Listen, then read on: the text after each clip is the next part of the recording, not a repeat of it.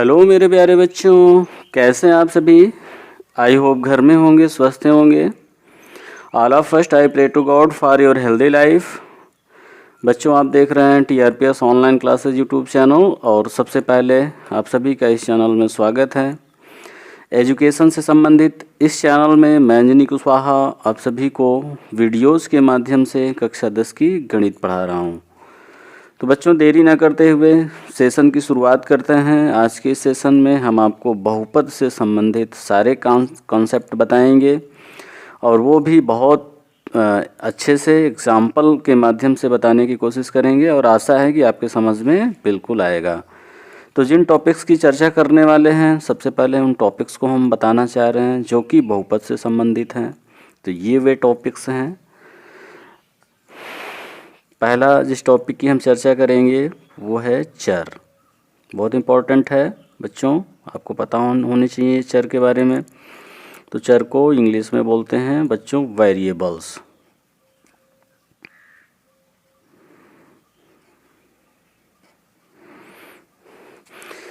बच्चों, दूसरा जो टॉपिक है हमारा वो है अचर,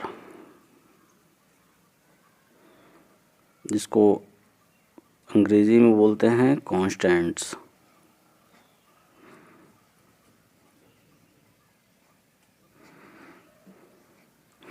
तीसरा जो हमारा टॉपिक है बच्चों वो है पद।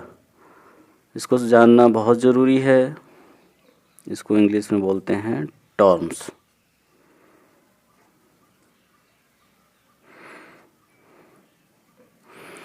चौथा जो टॉपिक है, शुरुआत होती है बीजगणित की, इसका नाम है व्यंजक। इसको जानना ज़रूरी है बच्चों। इसको इंग्लिश में बोलते हैं एक्सप्रेशन।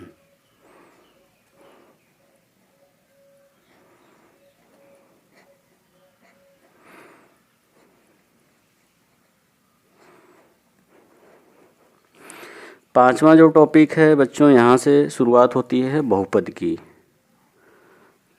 बहुपद, जैसा नाम से ही कंफर्म हो रहा है, बहु मीन्स होता है बहुत सारे, पद मतलब पद। तो वे व्यंजक जिसमें बहुत सारे पद होते हैं और चर में कंडीशन होती है, उसको फॉलो करे जो व्यंजक, उसी को हम बोलते हैं बहुपद। तो बताएंगे इसके बारे में। इसको इंग्लिश में बोलते हैं पॉलिनोमियल्स। बहुत ही आसान है बच्चों, इसमें है कुछ नहीं, बस केवल कॉन्सेप्ट अगर समझ लेंगे आप तो क्वेश्चंस को आसानी से आप हल कर पाएंगे। बहुपद में जिन टॉपिक्स को आपको पढ़ने हैं वो मैं यहाँ पे डिस्कस कर दे रहा हूँ। ये वे टॉपिक्स हैं जिन्हें आपको पढ़ना है। पहला जो टॉपिक है बहुपद की घात। अंग्रेजी में बात करें तो डिग्री ऑफ पॉलिनोमियल। डिग्री के बारे में पढ़ेंगे। फिर जो दूसरा टॉपिक है तो ये भी जानना ज़रूरी है, मानक रूप। ये आपको समझना ज़रूरी है, बहुपद के मानक रूप, स्टैंडर्ड फॉर्म।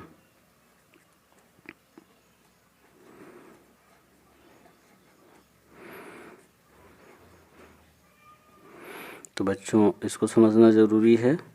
और फिर तीसरा जो लास्ट पॉइंट है वो है बच्चों इम्पोर्टेंट है, प्रकार। टाइप की बात करेंगे हम। तो ये जो पॉइंट्स हैं, ये जो टॉपिक्स हैं, ये बहुपद के हैं। तो बहुपद में इन 3 टॉपिक्स का हम अध्ययन करेंगे।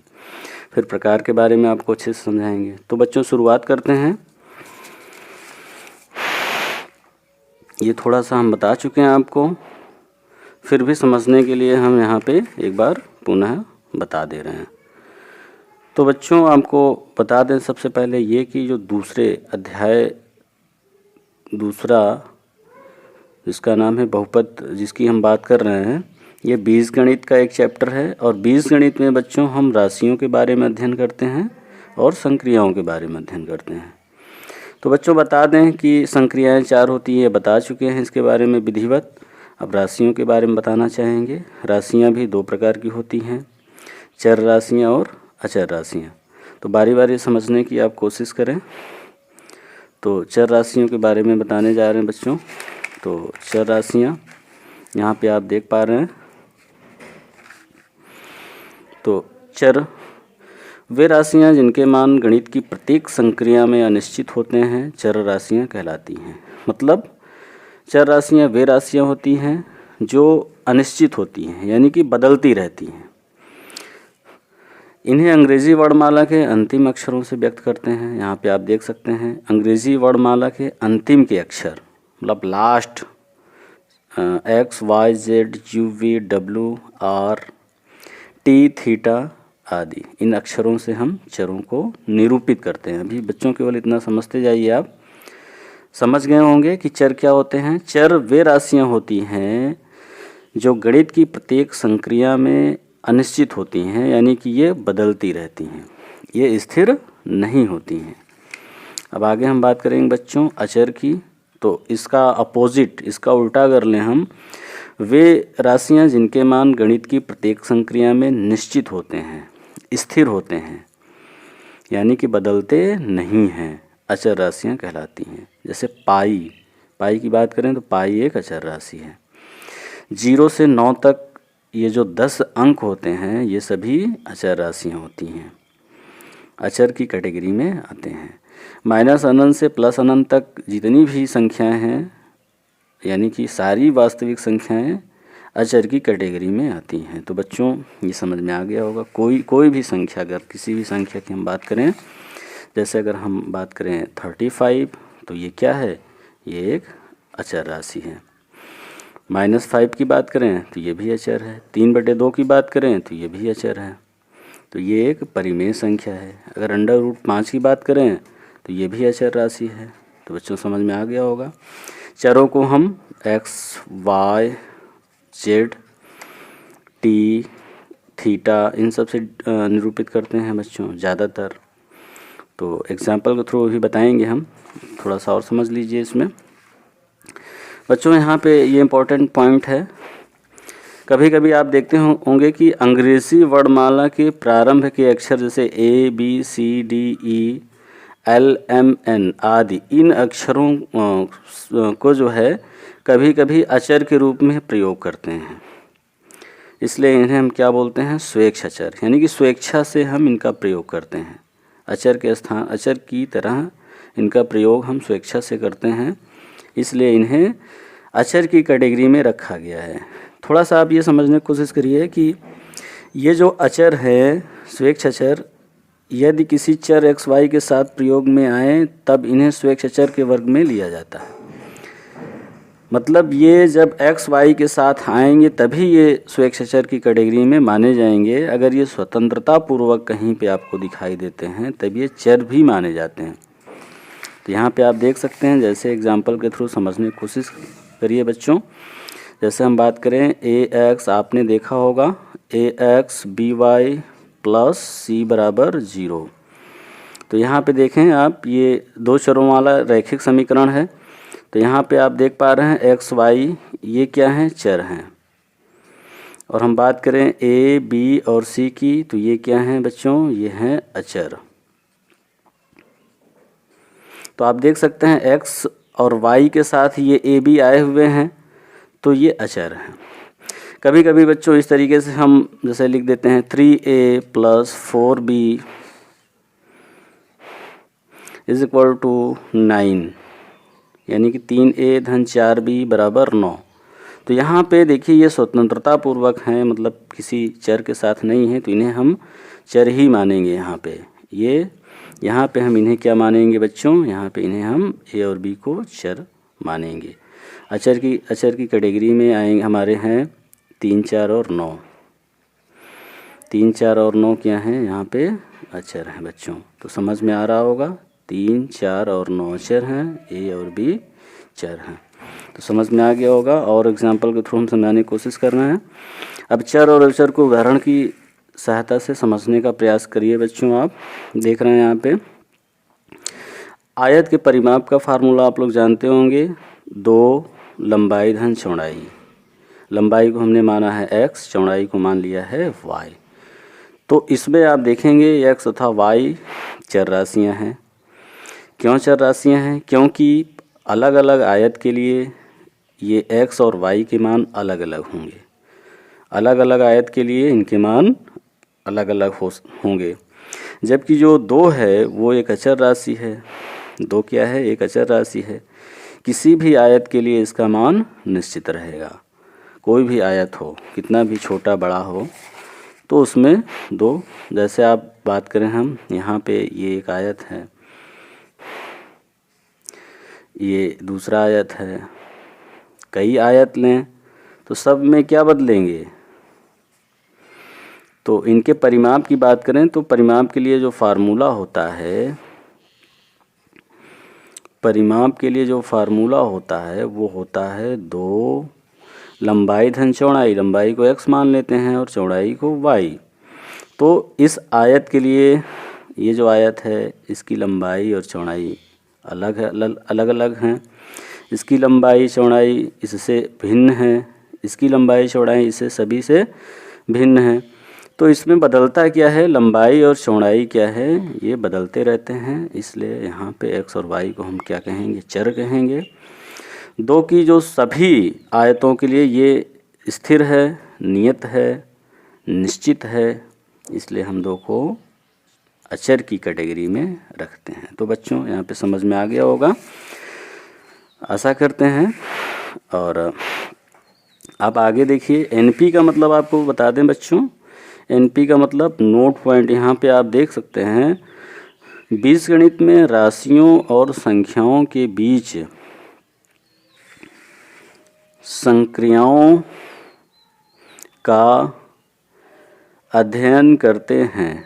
तो बच्चों आपको बता दें कि बीजगणित में आप राशियों और संख्याओं के बीच संक्रियाओं का अध्ययन करते हैं, और अंकगणित में आप किसका अध्ययन करते हैं? यहाँ पे आप नोट पॉइंट 1 आप देख सकते हैं।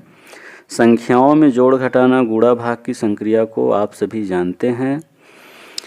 इनका अध्ययन जिस विषय के अंतर्गत करते हैं उसे अंकगणित कहते हैं। कहने का मतलब बच्चों, अंकगणित में हम संख्याओं के बीच संक्रियाओं का अध्ययन करते हैं, और बीजगणित में चर और अचर के बीच संक्रियाओं का अध्ययन करते हैं। तो बिल्कुल कंफर्म हो गया होगा बच्चों। तो पहले पॉइंट की ओर चलते हैं। तो यहाँ पे आपका पहला जो पॉइंट है, पहला जो टॉपिक है, उसका नाम है पद। यहीं से शुरुआत होती है बच्चों तो बीजगणित की। तो यहाँ पे आप देख सकते हैं पद। अब आप समझ गए होंगे चर का मतलब एक्स वाई जेड, समझ गए होंगे। X Y Z, U V W और टी थीटा, ये सभी चर हैं। चर का मतलब ये। अचर का मतलब संख्याएं या अंक जो भी हैं, ये चर इसका मतलब हुआ। तो आप डेफिनेशन बता सकते हैं, चर और अचर के बीच गुणा या भाग की संक्रिया से पद बनते हैं। बच्चों यहाँ पे कंफर्म हो गया होगा आपको, चर और अचर के बीच गुणा या भाग की संक्रिया से पद बनते हैं। जैसे आप देख सकते हैं 3 क्या है? अचर है। x क्या है? चर है। और इनका आपस में गुणा करें तो क्या मिलेगा? 3x मिलेगा। तो 3x क्या है? एक पद है।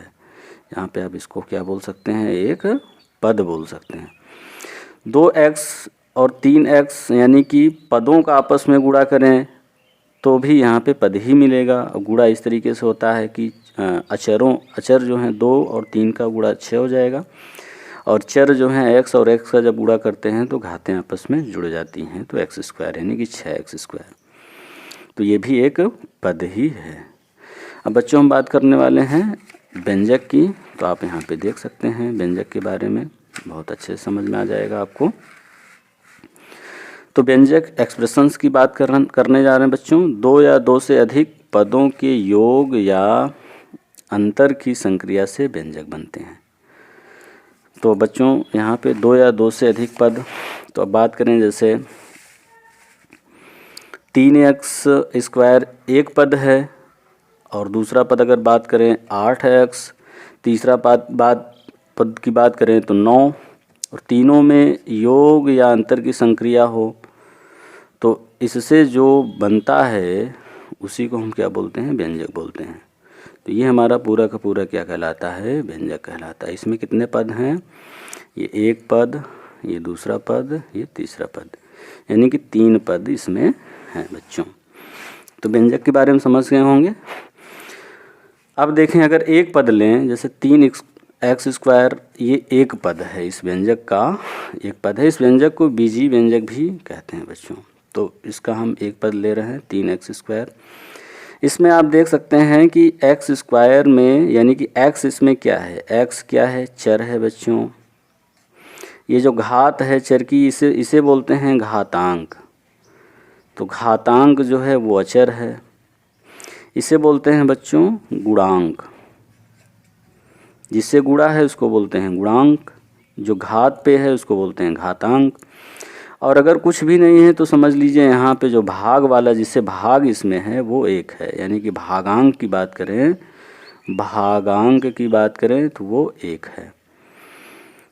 कुछ भी नहीं है तो वहाँ पे भागांक एक होता है। तो ये आप समझ सकते हैं, प्रत्येक पद में गुणांक होते हैं, चर की जो घात होती है उसको घातांक बोलते हैं, और भाग में जो है उसे भागांक बोलते हैं, और इस पूरे को क्या बोलते हैं, पद बोलते हैं। और ध्यान रहे कि उसमें चर होना ज़रूरी है। अगर चर नहीं है, जैसे 9 देखें, 9 की बात करें तो 9 अकेले है, एक अचर है। तो अगर इसको, ये पद है, इसलिए हम इसको क्या लिख सकते हैं, 9x⁻0। यानी कि x की पावर 0 है, और आपको पता ही है कि किसी का पावर 0 हो उसका मान कितना होता है, 1। ये आपको पता है बच्चों। तो यहाँ पे हम देख सकते हैं कि इसका मान जो है 9 के बराबर है। x⁻0 का मान 1 रखेंगे तो 9 × 1 = 9। तो ये समझ में आ गया बच्चों। आगे बढ़ते हैं, व्यंजक हो गया। अब हम बात करेंगे बच्चों बहुपद की। तो यहाँ पे आप देख सकते हैं, बहुपद को इंग्लिश में बोलते हैं पॉलिनोमियल्स। तो यहाँ पे आप देखिए, एक चर वाले किसी व्यंजक जिसके प्रत्येक पद में चर की घात पूर्ण संख्याएं हो उसे बहुपद कहते हैं। एक बार दोबारा देख लीजिए, एक चर वाले किसी व्यंजक जिसके प्रत्येक पद में चर की घात पूर्ण संख्याएं हो उसे बहुपद कहते हैं। पूर्ण संख्या पता ही है बच्चों, 0 भी एक पूर्ण संख्या है। यानी कि 0, 1, 2, 3, 4, 5, 6 से लेकर अनंत तक ये सभी क्या हैं, पूर्ण संख्या हैं। तो यानी कि एक ही चर होना चाहिए। व्यंजक में बहुत सारे चर हो सकते हैं, बट बहुपद में, बहुपद जो है वो किसी एक ही चर का व्यंजक होगा, और चर की जो घात होनी चाहिए वो पूर्ण संख्याएं में से होनी चाहिए। ओके, तो यहाँ पे आप थोड़ा सा आगे इसको देख लीजिए, फिर एग्जांपल के थ्रू इसको समझाने की कोशिश करते हैं। यहाँ पे आप देख सकते हैं, चर राशि x में बहुपद को px से निरूपित करते हैं, और इसी प्रकार y में, यानी कि चर राशि y में बहुपद को py से निरूपित करते हैं। तो ये आप अच्छे समझ गए होंगे। थोड़ा सा आपको एग्जाम्पल के माध्यम से समझाने की कोशिश कर रहे हैं, और बिल्कुल आपके समझ में आ जाएगा। जैसे अगर हम बात करें 3x⁻5 + 8x - 9। तो यहाँ पे आप देखें तो इसमें एक ही चर हैं, ये एक पद हो गया। सॉरी, आपको दिखा नहीं, दिख रहा होगा। यहाँ पे देखें आप तो 3x⁻5 + 8x - 9। तो इसको हम अगर कंफर्म करना चाहें, ये तो व्यंजक है। प्रत्येक व्यंजक बहुपद नहीं होता है, परंतु प्रत्येक बहुपद व्यंजक होता है। तो इस व्यंजक को हमें पता करना है कि बहुपद है कि नहीं। तो सबसे पहले देखें कि इस व्यंजक में कितने पद हैं, 3 पद हैं। चिन्ह से अलग कर लीजिए, इस चिन्ह के इधर एक पद है, चिन्ह से इधर ये दूसरा पद हो गया, इस चिन्ह से इधर ये लेंगे तो ये तीसरा पद हो गया। यानी चिन्ह से पद अलग होते हैं। तो यहाँ पे इस पद को लें 3x⁻5, तो ये एक पद है, इसमें 3 क्या है, गुणांक है, और 5 क्या है, घातांक है। इस पद की बात करें तो यहाँ पे गुणांक कितना है, 8 है, और घातांक कितना है, 1 है। 9 की बात करें तो यहाँ पे इसको हम इस तरीके से लिख सकते हैं, सॉरी आपको दिखा नहीं, 9x⁻0 लिख सकते हैं। तो यहाँ पे गुणांक कितना है, 9, और घातांक कितना है, 0। तो बच्चों सभी पदों को आप समझने की कोशिश करिए। सभी पदों में एक ही चर है, x। आप देख पा रहे हैं सभी पदों में चर एक ही है, तो इसमें एक ही चर होने चाहिए, बहुपद के लिए कंडीशन होती है। और जो चर होता है, चर की जो घात है, घात यानी घातांक, घातांक क्या होना चाहिए? पूर्ण संख्या होनी चाहिए। पूर्ण संख्या मतलब या तो 0 होना चाहिए, या 1 होना चाहिए, 2 होना चाहिए, 3 होना चाहिए, इस तरीके से अनंत तक हो सकते हैं। मतलब ऋण पूर्णांक नहीं होने चाहिए, धन पूर्णांक होने चाहिए, या तो 0 होना चाहिए, तो ये होने चाहिए। तो यहाँ पे आप देख सकते हैं प्रत्येक पद में जो है, यहाँ पे घात 5 है जो कि इसमें है, 1 भी इसमें है, इसमें मिल जाएगा आपको पूर्ण संख्याओं की कैटेगरी में, और 0 भी इसी में है। तो कहने का मतलब है इस कंडीशन को ये फॉलो हो रहा है, कर रहा है, इसलिए ये व्यंजक क्या है? बहुपद है।